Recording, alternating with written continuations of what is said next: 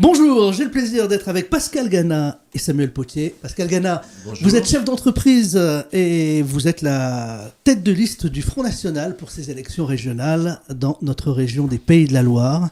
Vous êtes de notre région, vous êtes sartois et vous êtes venu avec notre tête de liste de Loire-Atlantique, Samuel Potier. Bonjour. Vous êtes chef d'entreprise, je crois, monsieur Tout à fait, Potier tout à fait. aussi. Et vous êtes, vous, tête de liste du Front National pour la Loire-Atlantique. Exactement. Voilà. Alors, vous connaissez donc tous les deux bien notre région. Merci d'avoir accepté mon invitation. Le Front National va créer peut-être la surprise dans le Grand Ouest. Le Front National a mis un peu plus de temps que dans les autres régions de France, que dans le Sud, que dans le Nord, à s'implanter en Bretagne ou en région Pays de la Loire. On a vu aux élections européennes que les choses commençaient à changer. Quelles sont vos perspectives pour cette élection ? Nos perspectives, ce sont celles traditionnelles du Front National, c'est de défendre la France et les Français d'abord. Mais en termes surtout... électoraux, je voulais dire. Oui, bien sûr. Oui. Et en termes électoraux, je crois qu'ils commencent à comprendre que nous sommes le seul parti qui le fasse réellement dans la durée. D'où le fait que nous pensons amplifier cette base électorale des 19, quasiment 20% des européennes, des quasiment 21% des départementales au niveau de la région Pays de la Loire. Et nous pensons, notre objectif, c'est d'atteindre les 25% au premier tour et voire plus éventuellement ensuite au second. Donc ce sont des objectifs forts qui correspondent au temps que nous vivons actuellement, qui sont des temps difficiles. Alors ça, on va en parler, ces temps difficiles. Ah là là. Mais d'abord, vous avez des terres, des départements où le Front National est un peu plus en situation difficile que d'autres. En Sarthe, vous portez bien. En Loire-Atlantique, en revanche, c'est peut-être plus bobo, plus difficile. Je laisse la parole à Samuel. Alors, concernant plus spécifiquement la Loire-Atlantique, effectivement, c'est une terre plus de bobo, conquête. C'est véritablement une terre de conquête, beaucoup plus que dans le Maine-et-Loire, la Mayenne ou la Sarthe, ou la Vendée d'ailleurs.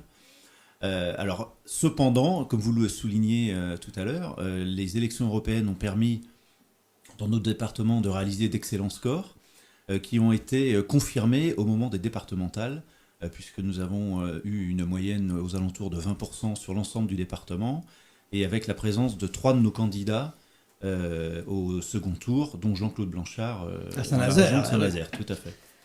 Alors, question pratique. Il m'arrive parfois Mon rôle aussi, c'est d'écouter les gens, de discuter avec eux. J'entends parfois certaines personnes dire, dans notre département, dans notre région, on est tenté de voter pour le Front National, mais on n'ose pas le faire parce que ça peut faire gagner la gauche. Il y a ce qu'on appelle le vote utile. Alors, que diriez-vous à ces personnes ? Eh bien, je leur dirais que le Front National a toujours lutté contre la gauche, le socialisme, le communisme, je crois, aujourd'hui, est quand même fort mal en point, même s'il garde étrangement des adeptes. Mais je crois que l'esprit humain est ainsi fait qu'il y a toujours des gens qui aiment les sectes, et donc la secte communiste garde ses fidèles. Mais en ce qui nous concerne, nous sommes persuadés que le socialisme aujourd'hui en France a 2 formes. Il a sa forme officielle, estampillée, celle du Parti socialiste et de ses alliés. Et puis il y a une forme plus douce, c'est celle du centrisme de gauche vers lequel a évolué la droite classique. Et nous en avons eu un exemple ici avec M. Retailleau. Je pense que voter utile dans notre région, c'est ne pas voter pour la liste de M. Retailleau, qui comprend d'authentiques femmes et hommes de droite, mais qui comprend aussi d'authentiques femmes et hommes de gauche à travers l'UDI et le MoDem. M. Retailleau a éliminé de sa liste, ou les a marginalisés totalement dans tous les départements, les hommes et les femmes de conviction, ceux qui viennent de son passé bien lointain maintenant du MPF. Je pense particulièrement à M. Pilard, fondateur de Sens Commun, qui, en Loire-Atlantique, se trouve 18e, bien après des modems en position éligible, et qui, lui, risque de ne pas être élu. Donc, je pense aussi au conseiller municipal Jamin de Saumur, du PCD, Charles-Henri Jamin, oui, qui a été éliminé, lui, carrément. Je pense à Madame Sandra Bureau, qui a du MPF, mais qui était quand même dans sa liste, théoriquement, qui a été éjectée. Et je pense qu'il y a d'autres cas que nous connaissons moins, parce que les gens ont fait moins de bruit, l'ont moins fait savoir. Mais derrière M. Pilard, il y avait d'autres gens qui, eux, alors là, ont disparu complètement dans les oubliettes. Et il est très clair que M. Retailleau représente et contient dans sa liste et a accepté des gens qui sont socialistes. Car n'oublions pas que le grand reproche du vote Front National qui ferait passer la gauche, il se retourne contre M. Retailleau, puisque M. Bayrou avait appelé à voter Hollande en 2012.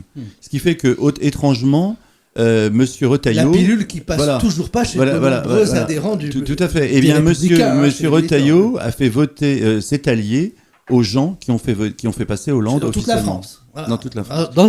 Oui, mais vous savez, là, c'est une cuisine qui concerne ceux qui s'intéressent aux idées, à la politique. Et est-ce que vous n'avez pas le sentiment aussi que parfois, quand on va voir un petit artisan ou un commerçant qui est dans ses charges, qui en a ras-le-bol, parfois certains sont au bord du suicide, ils ne s'intéressent pas au fond du débat, comme vous venez de le faire, et ils se disent on va aller au plus simple, on veut éliminer ce qu'on appelle les socialistes en titre. Voilà, à ces gens-là. Alors j'ai une réponse, c'est que ces gens-là souffrent de quoi ? Ils souffrent d'un système législatif, d'un droit du travail aberrant, que M. Sarkozy et la droite n'ont pas réformé. Ils souffrent également du RSI. Or, le RSI, c'est Sarkozy qui l'a fait. Oui. Avec Michel Bertrand, l'actuel challenger... Xavier Bertrand, l'actuel challenger de Marine Le Pen dans le Nord-Pas-de-Calais. Et donc... Xavier Bertrand qui a même fait voter une loi, c'est un dossier qu'on connaît bien ici parce qu'on connaît Claude Reichmann qui intervient souvent. Ah oui, c'est vrai, Claude Reichmann. Qui a fait voter une loi pour interdire de critiquer même ou de débattre de l'éventuelle fin du monopole de la sécurité sociale. Il n'y a que dans les dictatures qu'on fait voter une loi pour interdire de débattre d'un sujet. Vous vous rendez compte ? C'est sûr. C'est la même chose d'ailleurs sur l'avortement. Il est interdit de manifester devant des centres d'IVG parce que ça pourrait provoquer des traumatismes psychologiques chez certains. Même sur la météo maintenant. Oui, maintenant sur la météo, on ne peut plus débattre. Et alors donc, si vous voulez, moi je dis à ces artisans, à ces commerçants, à ces chefs d'entreprise, de petites entreprises, des gens qui souvent d'ailleurs ont le même niveau de vie et une quantité de travail équivalente à celle de leurs salariés, je leur dis, réfléchissez bien, ne vous fiez pas aux apparences. C'est sûr que la gauche, vous en avez par-dessus la tête, mais ne vous faites pas d'illusions. De 2007 à 2012, la rupture n'a pas eu lieu, et elle n'aura pas lieu avec M. Retailleau, car le RSI, c'était Sarkozy, et ça l'est encore, et vous n'entendez pas M. Retailleau parler de revenir là-dessus. Certes, ça n'est pas du niveau régional, mais la critique qu'il fait, dans le fond, à la gauche, quelle est-elle ?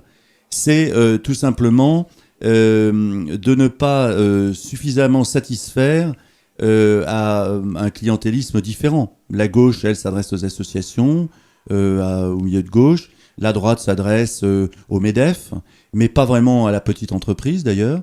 On le voit bien on aura l'occasion d'en parler sur Notre-Dame-des-Landes. Et moi, je crois que M. Retailleau, en réalité, c'est un faux semblant, c'est une fausse droite, c'est un faux socialisme. Et nous avions dit au début de la campagne, les deux socialismes, le chimiquement pur de M. Clergeau, le dilué de M. Retailleau, eh bien, nous y sommes avec le MoDem. N'êtes-vous pas sévère quand même, Pascal Gana ?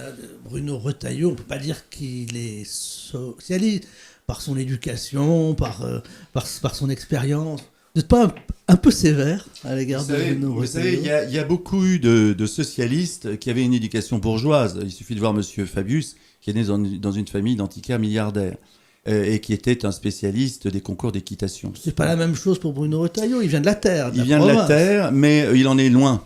Il en est loin car il a été contre il était dans la défense du souverainisme. Il a été le porte-parole de Philippe de Villiers au présidentiel de 95. Il était pour le maintien du franc et de la souveraineté française. Il a voté contre le traité de Lisbonne avec Philippe de Villiers. Et aujourd'hui, il est pour.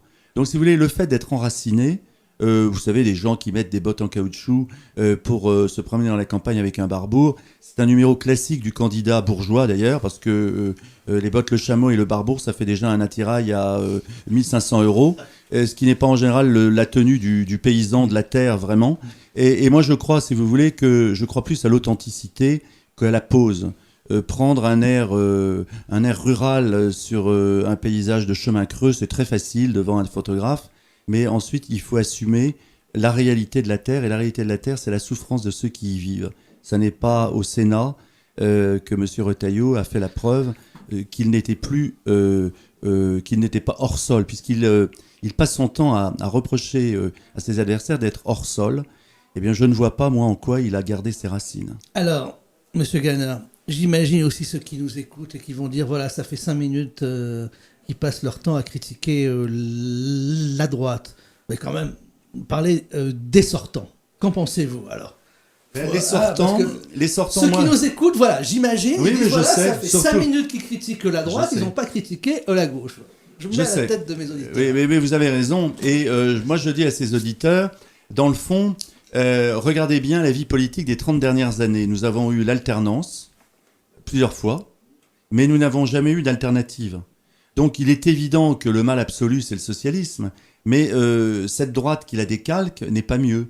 Et moi, je pense que, si vous voulez, concernant M. Clergeau ou M. Oxiette, ils sont, eux, tout à fait l'équivalent dans l'attitude politique de ce que fait M. Clergeau à droite. C'est-à-dire ils prennent une pause de gestionnaire. Alors, M. Oxiette, effectivement... Ce que fait M. Retailleau à droite. Oui, oui, je pense. C'est-à-dire qu'ils prennent une pause de gestionnaire. C'est-à-dire qu'ils disent, dans le fond, nous gérons de la dette et des impôts. Nous sommes socialistes, nous le gérons de façon de gauche, c'est-à-dire que nous donnons un peu plus d'argent aux associations, beaucoup d'argent aux associations communautaristes, nous faisons de l'insertion, nous faisons du social, et il est évident que en repeignant les cages d'escalier, comme disait la gauche dans les années 90, aujourd'hui on est dans l'intégration, on est dans l'accueil du réfugié, on est dans la gratuité généralisée, on est dans le care, vous savez cette expression anglo-saxonne qu'avait reprise Martine Aubry. On est dans une espèce de caritatif de gauche avec l'argent des impôts, bien évidemment. Et je pense que ceci est parfaitement condamnable. Moi, je n'ai rien à voir avec cela. Le Front National combat cette gauche. Le Front National pense que le travail est la valeur première et les fruits du travail, j'allais dire vraiment ce qui fonde la dignité humaine et la place de chacun dans la société. Et le socialisme en est la négation absolue, malgré son discours souvent pseudo-ouvriéristes, encore qu'ils n'en sont même plus capables, puisque leur mode de vie rend cela bien peu crédible. Oui, enfin, le discours pseudo-ouvriériste, les études de fondations comme Terra Nova ont signifié la fin et la rupture. On le voit avec M. Clergeau. Monsieur Clergeau. Mais on entend souvent, en revanche, les élus de la majorité sortante dire on est proche des entreprises, la cohabitation semble bonne avec le patronat local, avec le MEDEF, on fait pour les entreprises. Voilà, j'ai aussi, en tant que journaliste, l'habitude de côtoyer ces gens-là. Ouais. Ils ont un discours entrepreneurial. Oui, mais c'est normal, parce que si vous voulez, à partir du moment où ils ont abandonné le peuple de gauche, ils essayent de conquérir le centre-gauche, et donc ils sont en concurrence directe avec M. Retailleau. Donc ils se battent tous les deux au centre-gauche pour être élus. Donc évidemment, au centre-gauche, ils essayent de créer un consensus avec les milieux économiques. Les milieux économiques, vous savez, politiquement, traditionnellement, les bourgeoisies du monde entier à toutes les périodes de l'histoire... C'est comme un voilier. Donc voilà, elles sont toujours du côté du pouvoir, ce qui est normal, puisque... Quand on a une entreprise à faire tourner, une affaire à développer, dans le fond, la politique, c'est un élément secondaire. On essaye d'abord de penser à son entreprise et aux intérêts immédiats de ses salariés, de son affaire, etc. Le MEDEF défend des intérêts, il ne défend pas forcément les intérêts de la France. C'est-à-dire le MEDEF... D'accord, c'est un syndicat de patrons. Voilà, le MEDEF, si vous voulez. Et donc, d'une certaine façon... Eh bien, quand la gauche est au pouvoir dans la région de gauche, dans une région de gauche, le MEDEF essaye d'avoir de bons rapports avec la région de gauche, avec le pouvoir de gauche. De toute façon, si le Front National est au pouvoir dans les régions, vous allez voir que le MEDEF va venir inviter à déjeuner tous les conseillers régionaux Front National. Si le parti de Mélenchon devait être au pouvoir, le MEDEF les inviterait à déjeuner de la même façon. Et c'est comme ça, c'est un syndicat de patrons qui est là pour défendre les entreprises. Voilà, c'est tout. Alors, moi, je pense que c'est un syndicat de patrons qui ne défend pas toutes les entreprises, qui défend surtout les grosses entreprises. Les grosses entreprises, on est d'accord. Les TPE et PMI et PME, je pense, sont moins défendus. En ce qui concerne M. Oxiette, je trouve que ça a été un personnage extrêmement habile. C'était une sorte de survivance de la SFIO. Il avait ce côté comme ça, bon vivant, voilà, il était un homme de contact, il était capable de parler pendant des heures avec tout le monde, il offrait le visage du socialisme souriant, bien loin du socialisme frénétique et idéologique de M. Valls. Et d'ailleurs, le Parti socialiste n'aimait pas M. Oxiette. Hollande a dit un jour, ça a été rapporté par plusieurs journalistes, je me méfie d'Oxiette. Il faut se méfier d'Oxiette. Parce qu'Oxiette était un pragmatique et pas un idéologue. Ça ne veut pas dire qu'il n'a pas obéi à l'idéologie de gauche, mais il avait bien compris que les Français la rejettent, et il avait tout fait pour la masquer. Alors, il est parvenu à le faire 2 fois. Il faut dire qu'en face de lui, il a eu quand même ici la droite la plus bête du monde en Pays de la Loire. Entre M. Fillon et M. Béchu, il a eu quand même droit à 2 candidats qui avaient fait campagne au centre et qui, évidemment, ont perdu.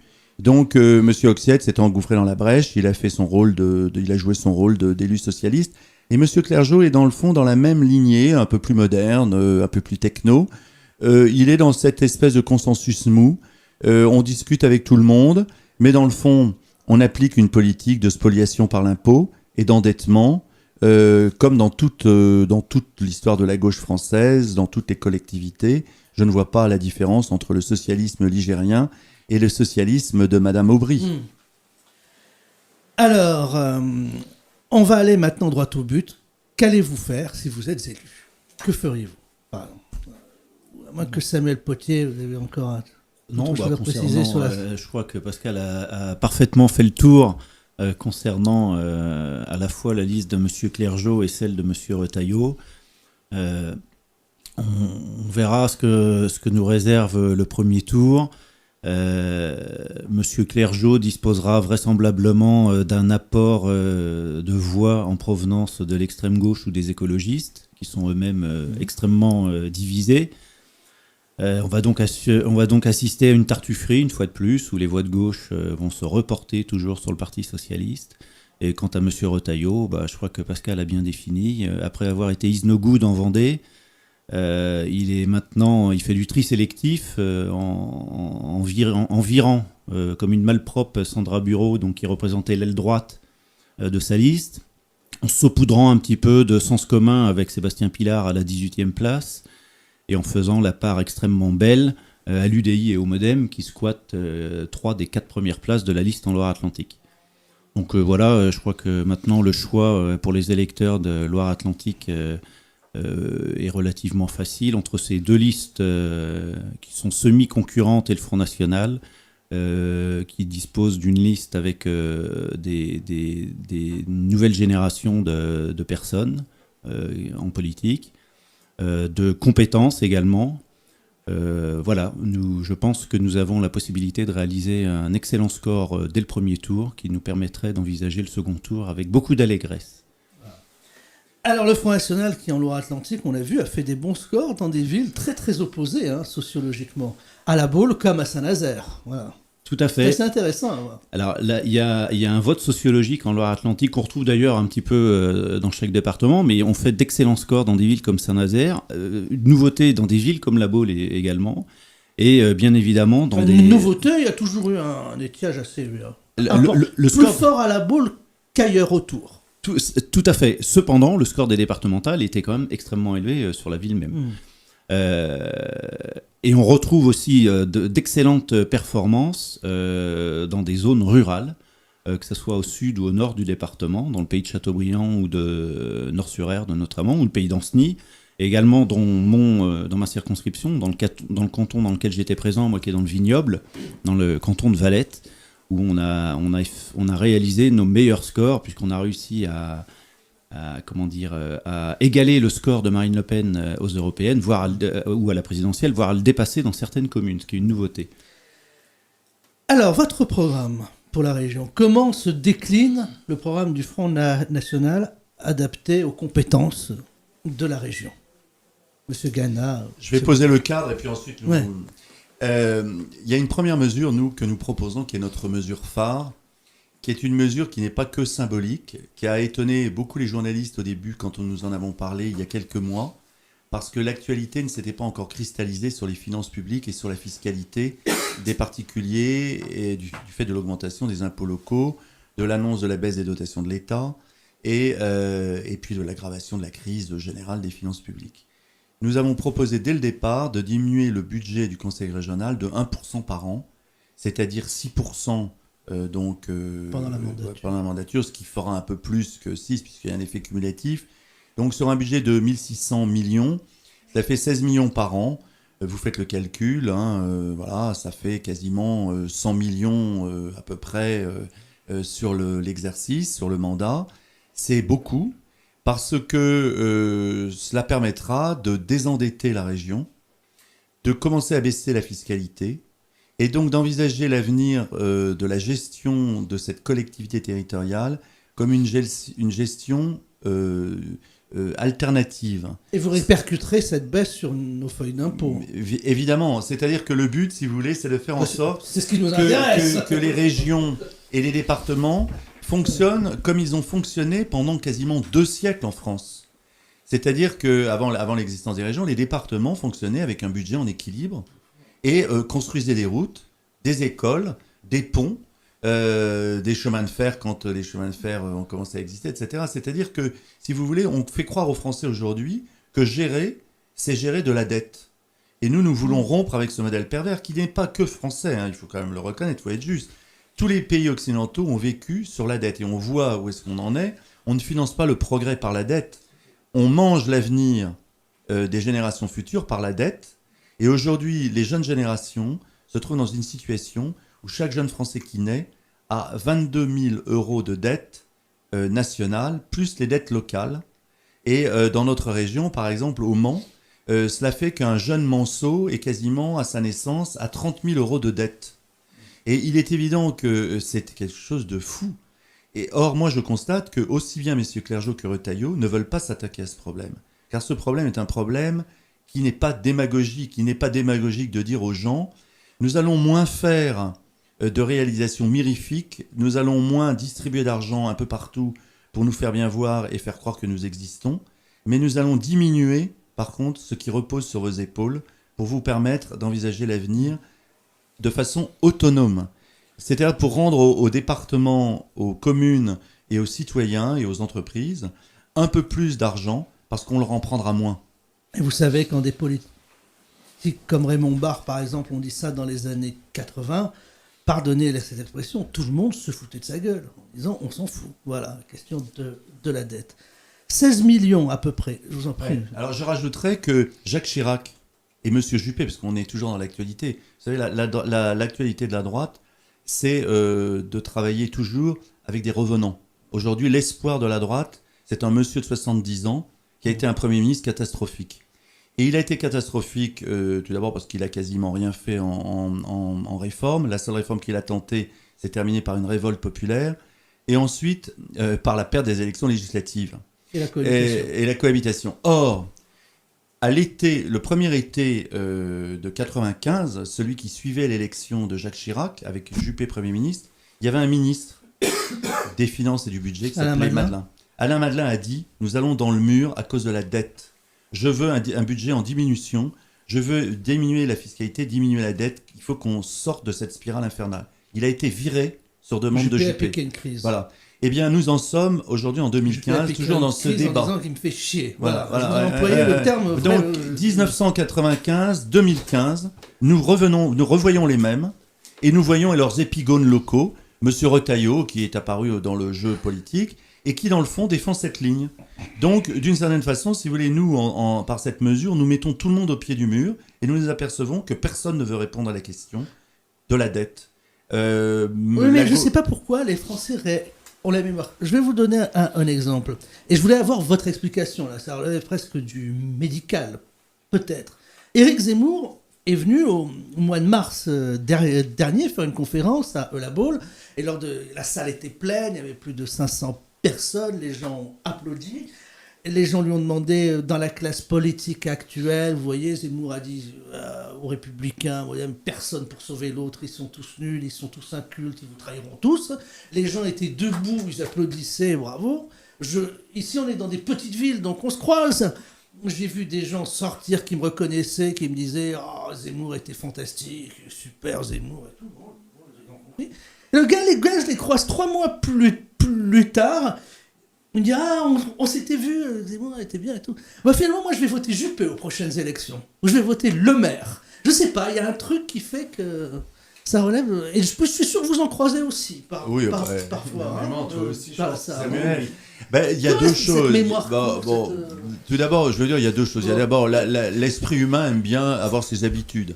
Nos habitudes nous tiennent chaud, disait Maurice Barrès. Et ce sont souvent nos pires ennemis. Ça peut être nos bons ennemis si les habitudes sont vertueuses.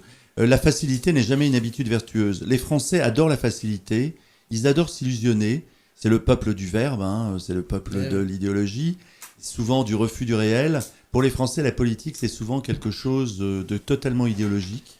Ça n'est pas de la gestion, contrairement à d'autres pays où on ne parle que de gestion. Je pense aux pays anglo-saxons ou aux pays nordiques.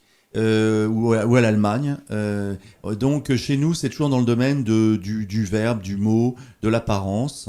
Et bien évidemment, beaucoup de Français se laissent prendre à cela. Et puis vous savez, quand vous parlez de réforme aux gens, d'une certaine façon, vous leur dites qu'il va falloir peut-être se serrer un peu la ceinture. Alors aujourd'hui, les Français crient et hurlent parce qu'ils sont blessés au portefeuille et souvent de façon très difficile pour eux par la fiscalité des particuliers ou des PME, TPE, ou par le chômage qui en résulte.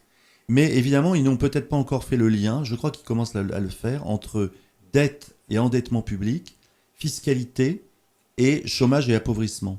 Je pense qu'il y avait une chaîne logique que les Français ne saisissaient pas, parce qu'il y avait eu l'esprit de mai 68, Zemmour l'explique très bien dans son livre, et je pense qu'on est en train de sortir de cette période, et que c'est difficile. Vous savez, les périodes de mutation sont toujours des périodes un peu tragiques, psychologiquement difficiles, et je pense que nous sommes en train de quitter définitivement l'illusion que nous retournerons vers les 30 glorieuses.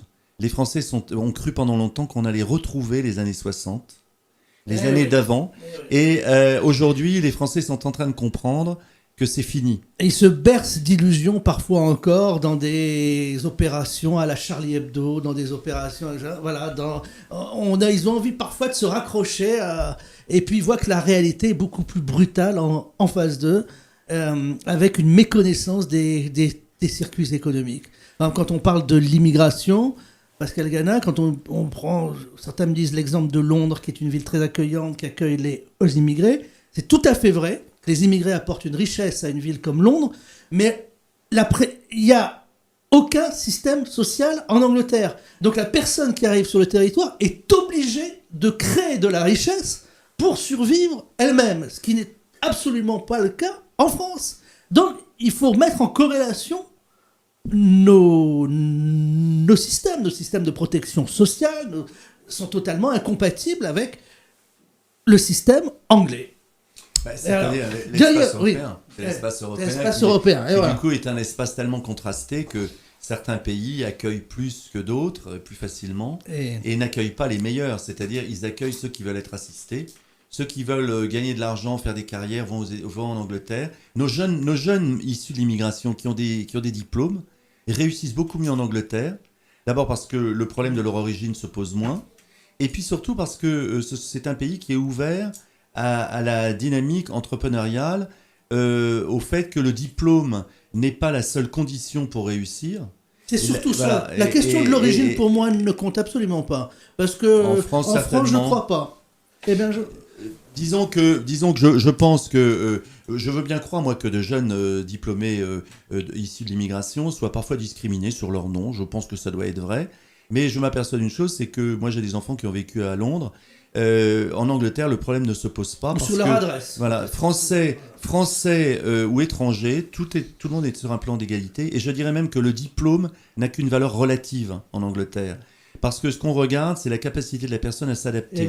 Et on peut très bien, dans un milieu financier, engager un ingénieur chimiste en lui disant, si tu sais faire des statistiques, nous te prenons, et si tu sais t'adapter, nous te garderons.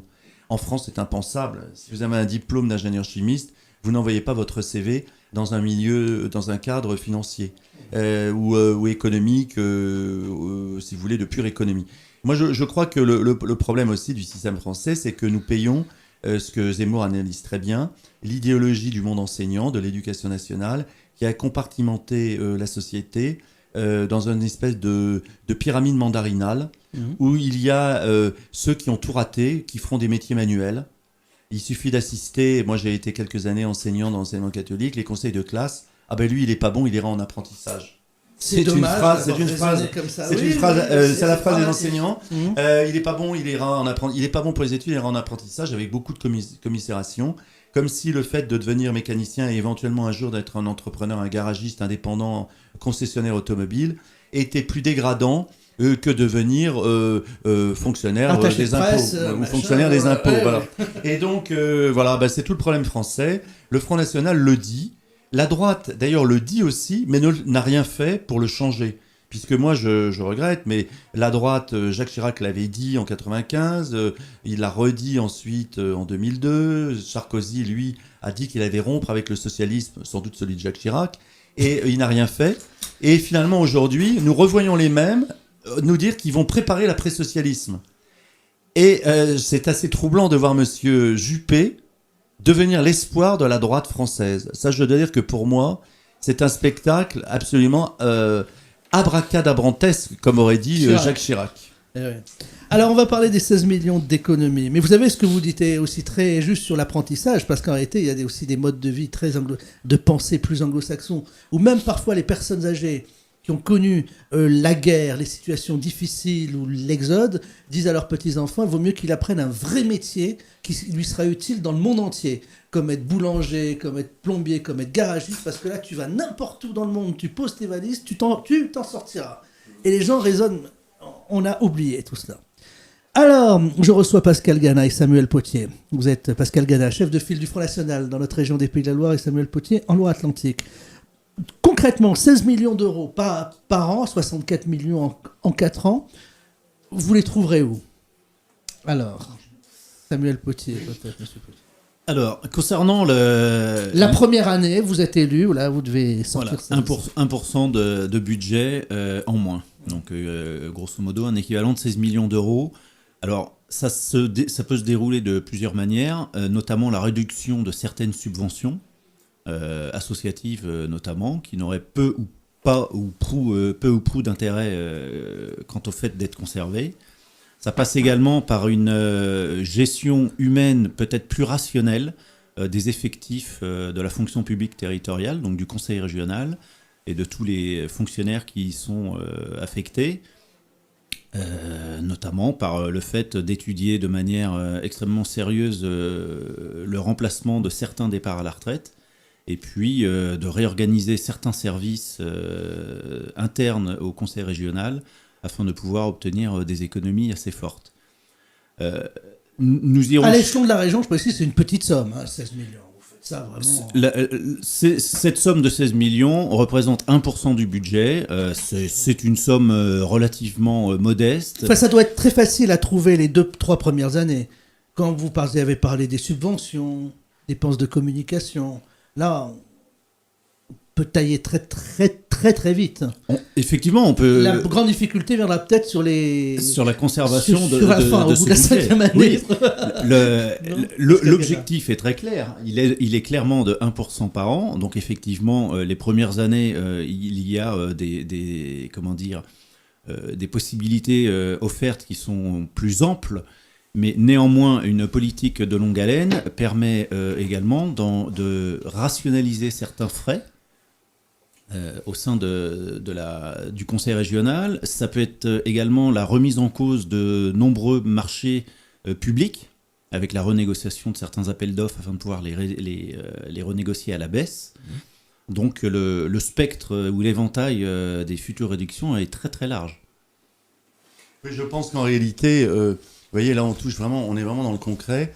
Le fait même qu'on se demande si on peut tenir 6 ans dans une réduction de budget, alors que les entreprises et les Français le font depuis 20 ans, c'est assez significatif. C'est-à-dire que comme si les finances publiques étaient des vaches sacrées, une sorte de veau d'or, et que finalement on ne pourrait pas y toucher sous peine de crime, de lèse.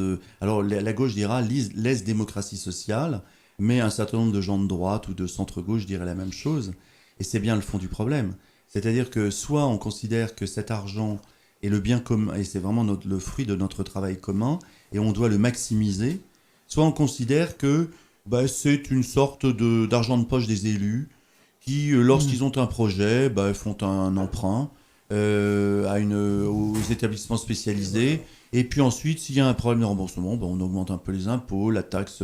sur les cartes grises, elle a augmenté quand même, elle a été doublée en 6 ans. La part régionale de la taxe sur les carburants. Et donc, vogue la galère. C'est-à-dire que dans le fond, finalement, il y aura toujours les contribuables pour payer les erreurs de gestion ou l'absence même de gestion rationnelle des élus. Nous pensons, et Samuel l'a très bien dit, qu'est-ce que fait un chef d'entreprise lorsqu'il s'aperçoit qu'il a une trésorerie et qu'il veut la gérer correctement, qui est un peu tendue? Dans quoi taille-t-il? Dans les frais généraux. C'est la première chose. Oui, dans ses dépenses. Dans ses dépenses. Il serre la ceinture souvent lui-même. Bon, voilà. Et parfois, il s'endette et il prend une caution sur sa baraque personnelle pour faire les payes de ses salariés à la fin du mois. Alors, je vais vous dire, les élus prennent une caution. C'est la dette qu'ils transmettent aux générations futures. C'est-à-dire la caution, ils la prennent sur les contribuables. Parce que quand vous vous endettez une collectivité territoriale, la caution, c'est quoi? C'est la capacité, dans les années qui suivent, des contribuables à payer la dette. Ah oui. Voilà. Donc il y a bien une logique économique dans la gestion publique. Seulement, on veut la réduire à un effet de magie. C'est-à-dire les Français sont persuadés que l'argent public vient de nulle part. Vous savez, c'est comme quand on vous dit l'Europe paiera.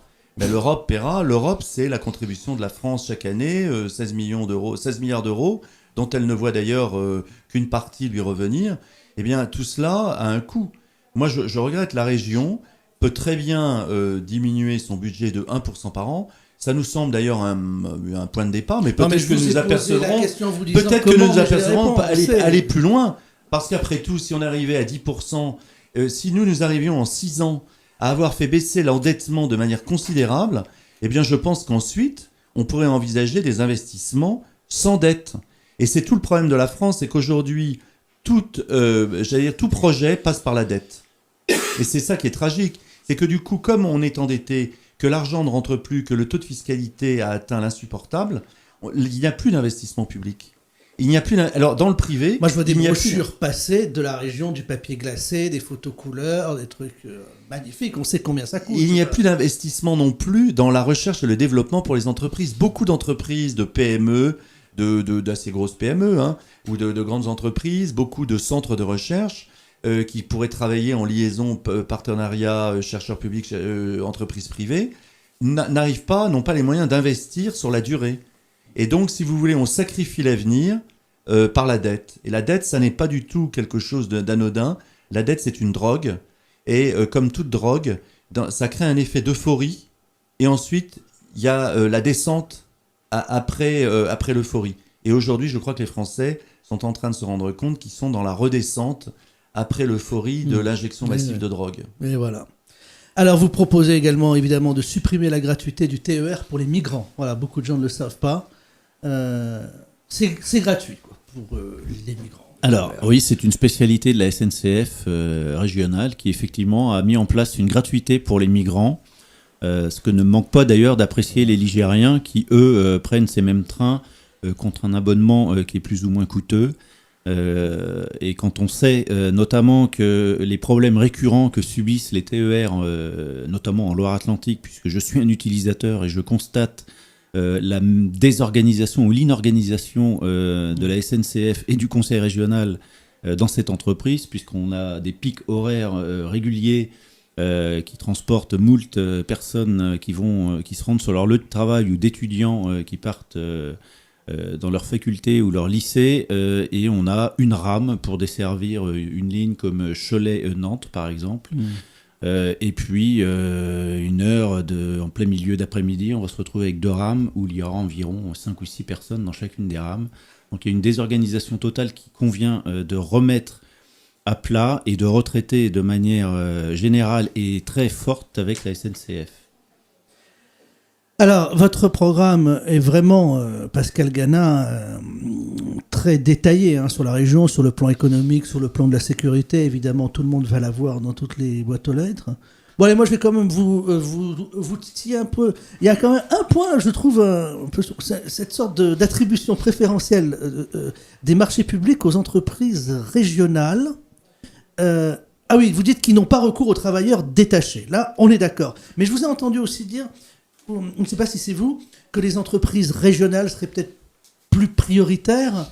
Est-ce que vous ne cassez pas l'idée quand même de la République qui est une et indivisible, et je ne vois pas en quoi ce serait choquant que la région des Pays de la Loire attribue un marché à une imprimerie qui est en Bretagne ou qui est en Poitou-Charentes, parce que ça se fait en sens inverse au nom de au nom de l'unité républicaine. Oui, mais écoutez, Ça ne me choque pas. ça me choque pas. Bon, il est certain que dans l'économie régionale, il ne faut pas se faire d'illusions. La région, c'est une petite partie.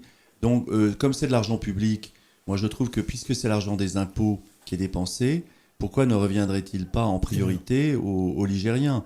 Vous me parlez de l'imprimerie. Bon, des imprimeries, il y en a dans d'autres régions de France. Oui. Mais à part des travaux très spécialisés dont on ne trouverait pas l'équivalent en Pays de la Loire, pourquoi ne pas faire imprimer les documents en Pays de la Loire ? Alors, il peut y avoir ensuite parfois des sujets beaucoup plus techniques qui nécessitent effectivement l'intervention d'une entreprise étrangère à la région.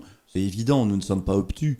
Mais si vous voulez, je pense que si chaque région avait à cœur de défendre d'abord les intérêts de sa région, d'une certaine façon transposé au plan national, vous voyez ce que ça donnerait. Ouais, oui. Ça s'appelle la préférence nationale, et qui n'exclue pas la préférence européenne non plus, car on essaye de nous faire un procès, et Bruno Retailleau est un de nos amis en procès économique à travers une pseudo-étude financée par une pseudo-fondation qui est financée par les Républicains, qui avait été la boîte à idées. Fondation Concorde. Qui avait été la boîte à idées de monsieur Sarkozy en 2012. Et deux obscurs universitaires. Dont il n'a pas pris les idées, d'ailleurs. Oui, d'ailleurs, finalement, il y a renoncé. Ouais. Mais deux obscurs universitaires, qui sont des gens qui ont fait une étude rétribuée, ce qui est normal, beaucoup d'universitaires font cela, ont publié une étude sur des chiffres truqués et tronqués, essayant de faire croire que le programme du Front National entraînerait la ruine de la France. Et M. Retailleau ne cesse d'en parler. Je note d'ailleurs que le Figaro, auquel les économistes du Front National ont proposé un débat, nous fait attendre depuis 1 mois et demi pour un débat contradictoire.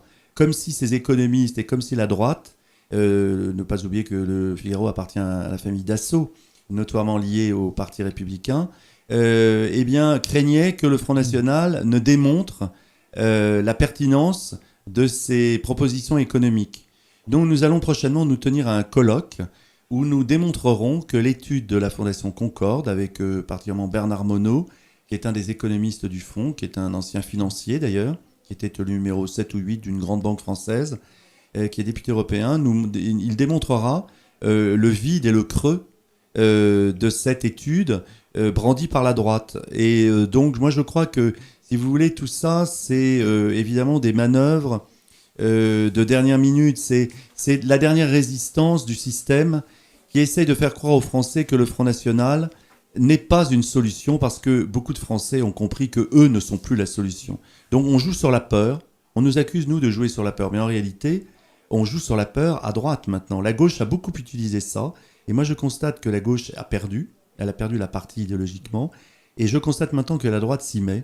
Ça veut dire que la droite s'apprête à perdre aussi la partie. Et je pense que la droite française classique est en train de mourir dans sa forme actuelle. Elle va exploser après la présidentielle. Je ne suis pas certain qu'elle la remportera. Je pense que s'il y a une amélioration économique, M. Hollande, qui est un grand communicant, remontera. Et que donc la droite va voir éclater ses divisions entre un Sarkozy qui joue une étiquette Front National, un Juppé qui essaye de se bérouiser, qui d'ailleurs aura Bayrou comme principal soutien. Étiquette Front National avec Bernard-Henri Lévy derrière, et il a position sur la Syrie ou sur la Libye. C'est pas vraiment une étiquette Front National, on ne sait pas trop. Elle choque beaucoup de gens au sein des Républicains. Oui, mais il joue sur tous les tableaux. Voilà. Et entre les deux, hors sujet. Nous aurons monsieur. Mais non, il n'empêche que monsieur Retailleau s'appuie sur ces gens-là pour essayer de donner de la consistance à sa campagne. Donc, si vous voulez, nous sommes bien au niveau des régionales dans un débat qui concerne des éléments nationaux. Il est évident que la politique régionale concerne la région par des mesures concrètes dont vous venez de faire état, mais tout ça repose bien sur un grand combat national. Il faut bien que les Français aient conscience que dans ces élections, ils vont voter pour leur région, mais au-delà des régions, ils vont voter pour ou contre des partis qui vont les entraîner soit vers une renaissance, soit vers une espérance, soit vers une autre gouvernance, comme le Front National, soit les vieilles ornières, vous savez, le vieux chemin, où vous aviez l'ornière de droite, l'ornière de gauche, et la boue au milieu. Et je pense que nous voulons refaire entièrement la voie. Dernier point, Pascal Gana. Il y a un point sur lequel je pense ce serait sans doute un décalage, peut-être avec certains de vos sympathisants, avec beaucoup d'artisans, de commerce. Surtout je ne parle pas chez vous en Sarthe, hein, peut-être chez nous en Loire-Atlantique, c'est la question de Notre-Dame-des-Landes, où là, je peux avancer qu'une grande partie de la classe entrepreneuriale, artisan, commerce, attendent beaucoup de Notre-Dame-des-Landes. Voilà, Samuel Potier. C'est un mythe. Oui, mais voilà, vous savez, dans mes questions, je fais de traduire ce que je ressens en contact avec les PME. La position du Front National concernant Notre-Dame-des-Landes a toujours été très claire, très limpide et la même depuis des années. Alors pourquoi nous opposons-nous au déplacement de l'aéroport de Nantes-Atlantique vers Notre-Dame-des-Landes ? D'une part, ça nous semble une gabegie financière assez importante, puisque sans omettre le fait que Vinci prendra en charge la réalisation du dit aéroport avec une piste, simplement, ce qui équivaut à en faire un Nantes-Atlantique bis, qui ne permettra pas notamment d'accueillir de très gros porteurs, voilà.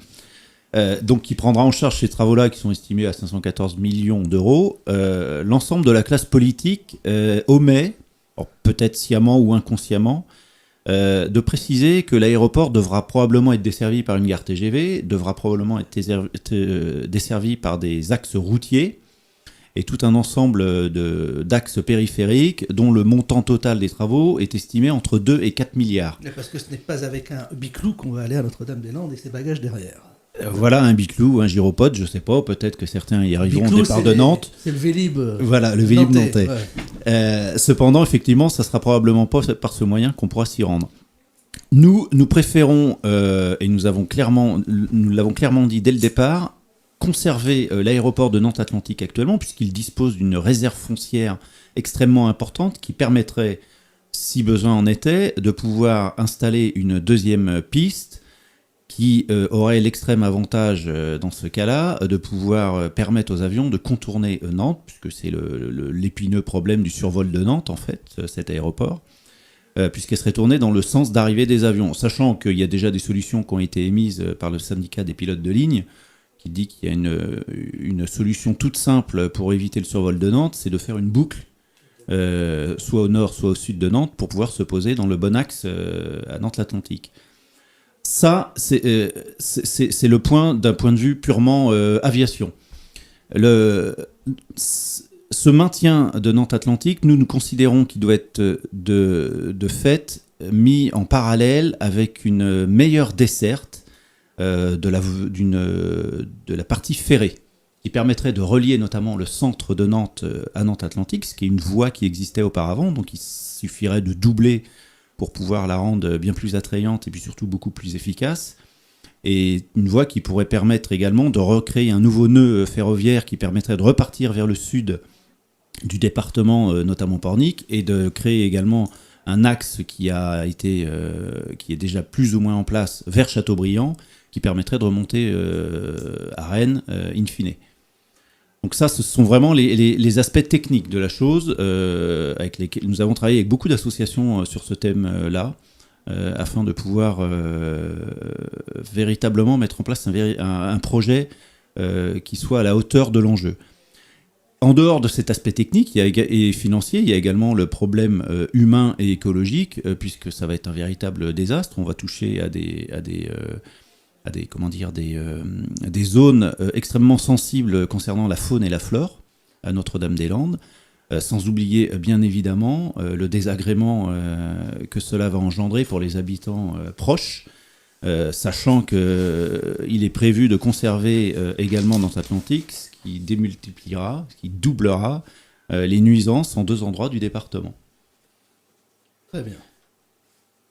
Donc, pour le Front National, c'est non à Notre-Dame-des-Landes. Voilà. Pour le Front National, c'est non à la ZAD actuelle et non à l'aéroport de Notre-Dame-des-Landes, mais oui au développement, au maintien et au développement très fort de Nantes-Atlantique, ce qui va régénérer là également une activité économique qui pourra rassurer nos amis entrepreneurs, artisans ou commerçants, puisqu'il y a un chantier, il y a une possibilité de chantier importante. Il y a beaucoup d'espoir pour Notre-Dame-des-Landes chez cette catégorie. Alors moi je pense que c'est un mirage économique, c'est-à-dire que, je veux dire une chose, on est vraiment là au cœur du dysfonctionnement de la démocratie française. Ce que j'avais dit au colloque que nous avons tenu dernièrement sur ce sujet, c'est-à-dire que il existe une espèce d'interpénétration entre les milieux du MEDEF, de la haute administration et des états-majors politiques, en liaison avec des grandes entreprises nationales qui ne vivent que d'argent public, Vinci, Bouygues, la Générale des Eaux, toutes ces grosses entreprises de fournisseurs de services publics qui en réalité ont des monopoles, qui donc entretiennent, qui sont en réalité donc des sortes de principautés au sein de la République. Vous savez, jadis, les rois de France, pour récompenser leurs proches, leur donnaient des abbayes avec les revenus. On appelait ça une abbaye en commandite.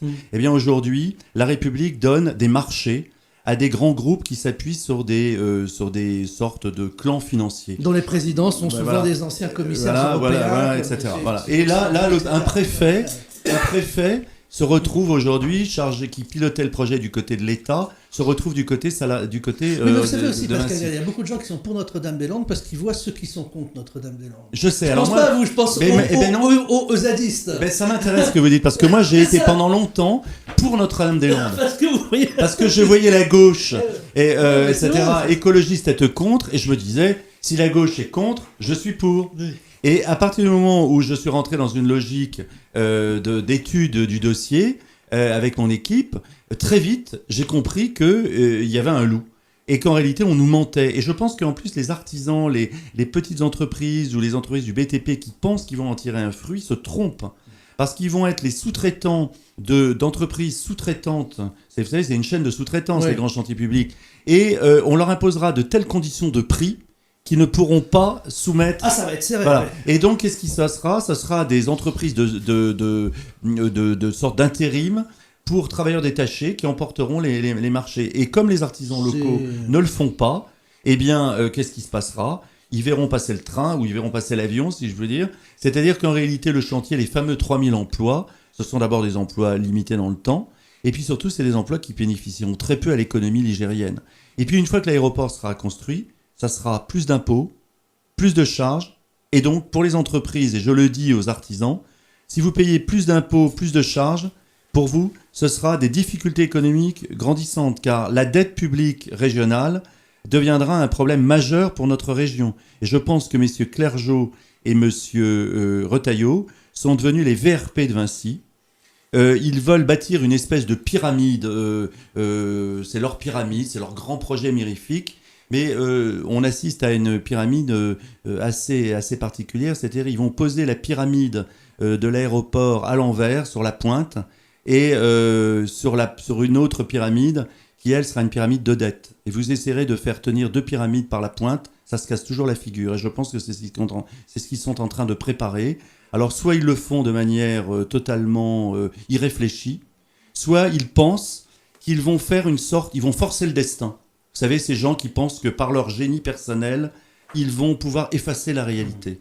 Mais la réalité, vous savez, dans la gestion, on l'a vu dans les entreprises, c'est l'affaire Enron aux États-Unis. Vous avez des gens comme ça qui arrivent en disant « j'ai un grand projet, j'ai un truc nouveau, je vais casser la baraque ». Eh bien, il arrive un moment où on a le mur du réel. Et là, le mur du réel, ça sera l'endettement de la région. Et on a un exemple en Europe. C'est l'Espagne. Au moment de la Movida, l'Espagne a eu beaucoup d'argent. Toutes les Generalitat ont voulu avoir leur aéroport régional, moderne. Aujourd'hui, les 80% d'entre eux sont envahis par les herbes folles et les grandes aérogares sont occupées par les rats, au pire, ou sont devenus des entrepôts sans grand intérêt. Donc voilà. Je rappelle que Genève fonctionne avec une piste et 15 millions. Vrai. Je rappelle que le trafic de Genève-Cointras, c'est quand même autre chose que Notre-Dame-des-Landes. Et 15 millions. Et en plus, je vais vous dire une chose, c'est beaucoup plus proche de la ville de Genève. Il y a la contrainte du lac et il y a la contrainte des zones montagneuses, qu'il ne faut quand même pas oublier. C'est vrai. Ouais. Donc, en réalité, Nantes-Atlantique, ça fait 20 ans qu'on gèle cet aéroport. On a fait le minimum. Et maintenant, on dit que ça n'est plus possible. Et on s'apprête, au lieu de faire les 200 millions d'investissements peut-être qu'il faudrait pour Nantes-Atlantique, déjà pour le relier avec une voie ferrée à Nantes, qui ensuite irait jusqu'à Rennes, qui résoudrait énormément de problèmes. Ça mettrait les deux métropoles avec leurs deux aéroports en connexion. Eh bien, sans parler qu'on a aussi Angers qui pourrait servir d'aéroport de délestage, y compris à Beauvais. Sachant que la SNCF a un projet de doublement de la ligne TGV à partir du Mans vers le sud de la région, qui pourrait donc desservir l'aéroport d'Angers. Donc vous voyez qu'il n'y a vraiment pas besoin de construire un aéroport complémentaire, et je pense que messieurs Retailleau et Clergeau sont dangereux, et il faut le dire aux artisans, commerçants, aux cadres d'entreprise, à tous les gens qui pensent que c'est un projet moderne. Il existe parfois de fausses modernités, et moi je cite toujours l'exemple du Minitel. L'État français et les hauts fonctionnaires français, les mêmes d'ailleurs des polytechniciens, des grands ingénieurs, des grandes entreprises de pointe françaises, se sont plantés avec le Minitel. Et c'était pourtant français, moderne. Ça allait partir dans le monde entier. Voilà. Et c'est resté à l'intérieur de la France. Et ça a été un flop. Voilà. Et donc je pense qu'on assiste là à un peu l'équivalent ligérien d'un comme le projet projet informatique avec Bull, quand on a voulu faire nos propres ordinateurs, etc. On a eu d'autres exemples. Voilà que notre opposition donc n'est pas idéologique, elle est concrète. Bon. Mais ici, les gens sont quand même pour Notre-Dame-des-Landes parce qu'ils disent au moins quand on prendra l'avion, on mettra beaucoup moins de temps pour aller à l'aéroport. Je finis avec une boutade. Oui, c'est très égoïste. On sera à une demi-heure. La bascule de Notre-Dame-des-Landes. Ah oui, mais si vous voulez ça, que les je le dis en plaisantant. Non, mais je veux bien le croire pour les. Ah mais moi je trouve ça très amusant que à la Baule évidemment on pense là, mais inutile de dire que les gens de Fontenay-le-Comte n'auront pas la même opinion. Ah oui, mais voilà, ça c'est évidemment.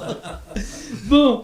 Il y a justement, très égoïstement, il y a un sujet qui nous concerne ici, qui fait un peu la bronca en ce moment, c'est le projet d'éolienne dite sur le banc de Guérande, c'est-à-dire au large de la Baule. Vous avez suivi ce dossier? Oui. Écoutez, le Front National est contre les éoliennes dans toute la bon. France, et ça n'est pas spécial à la Baule. Je vais vous dire une chose, les éoliennes produisent une énergie électrique subventionnée. L'éolienne, les Allemands sont en train d'abandonner l'électricité éolienne, la production électrique. Ils se sont rendus compte que ça n'était pas rentable et que ça ne le serait jamais. C'était du vent. Voilà. Surtout que maintenant que l'énergie pétrolière les prix se sont effondrés, et donc finalement on s'aperçoit que en réalité, ce qui semblait être propre ne l'est pas tant que ça.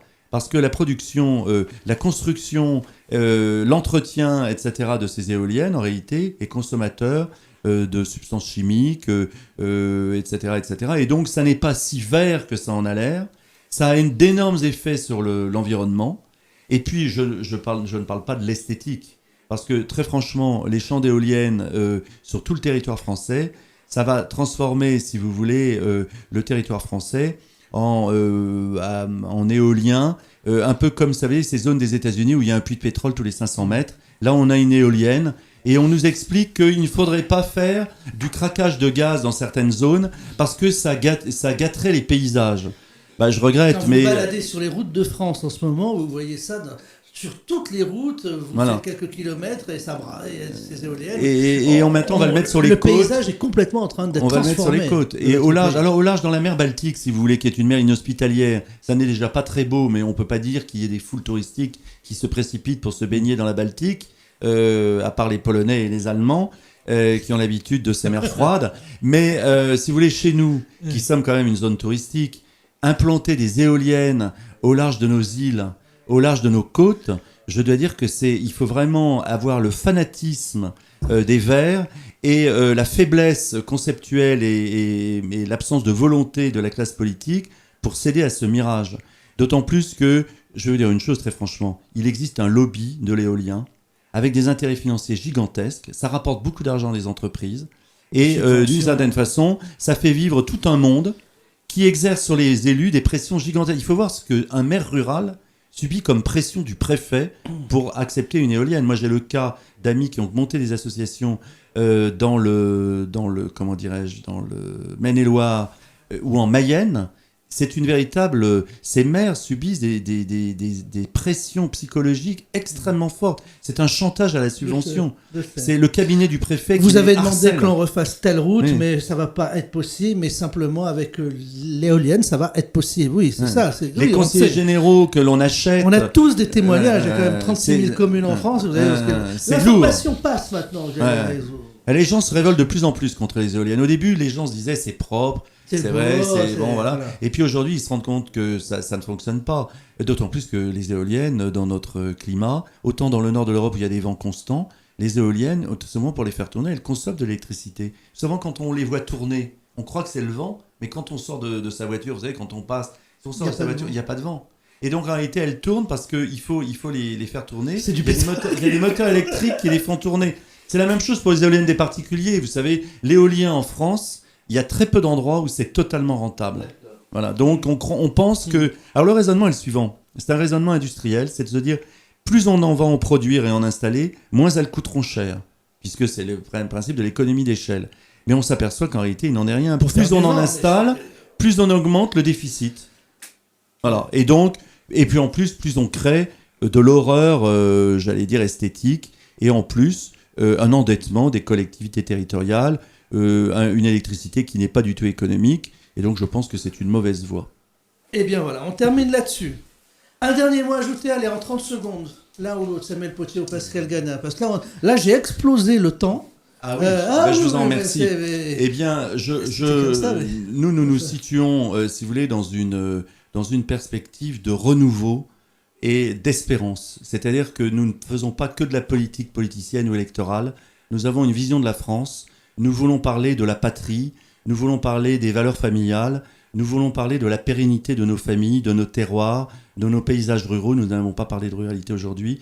De tout ce vieux fond français auquel nous sommes profondément attachés, qui n'est pas ringard, car chacun sait que, comme disent les Américains, small is beautiful. On sait qu'aujourd'hui, c'est le réseau qui crée la richesse. Ça n'est pas le gigantisme, ça n'est pas les structures d'État, c'est l'initiative citoyenne, c'est le fait que les gens récupèrent la démocratie et récupèrent leur liberté. Et nous sommes les derniers défenseurs de la liberté, et c'est ce qui fait le fondement de notre combat. Nous sommes tous des civils, des bénévoles, nous ne sommes pas des professionnels de la politique, et si nous nous présentons aux élections, eh bien c'est parce que nous croyons à la France et aux Français d'abord.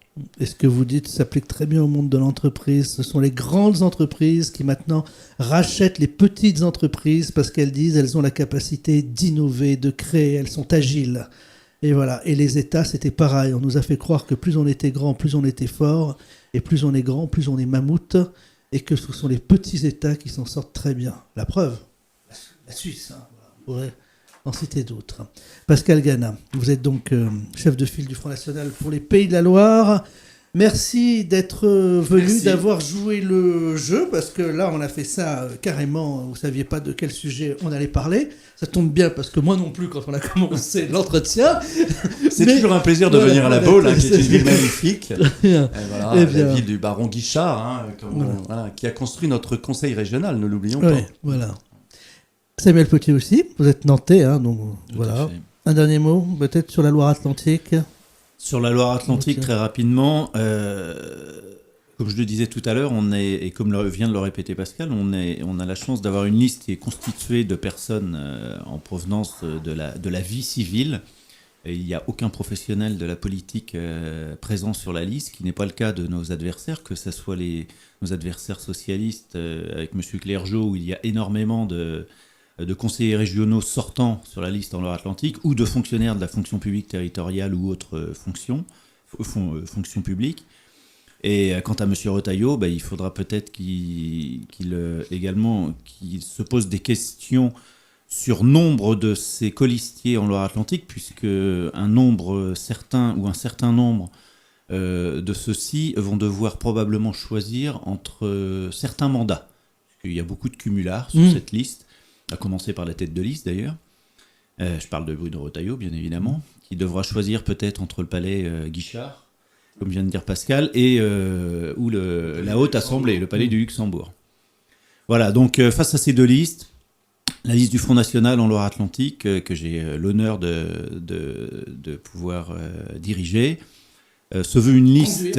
Conduire, voilà, se veut une liste ouverte véritablement à tous les métiers de la société civile, rajeunie par rapport à ce que nous avions l'habitude de voir auparavant, dynamique, motivée, et qui compte bien sur ces élections pour faire entendre sa voix et mettre en œuvre les ambitions qui sont les nôtres pour réussir tant le premier tour que le deuxième tour. Et pourquoi pas peut-être nous ouvrir les portes en grand du Palais Guichard. Merci encore. Samuel Potier, tête de liste du Front National en Loire-Atlantique, et Pascal Gana, chef de file du Front National dans la région des Pays de la Loire.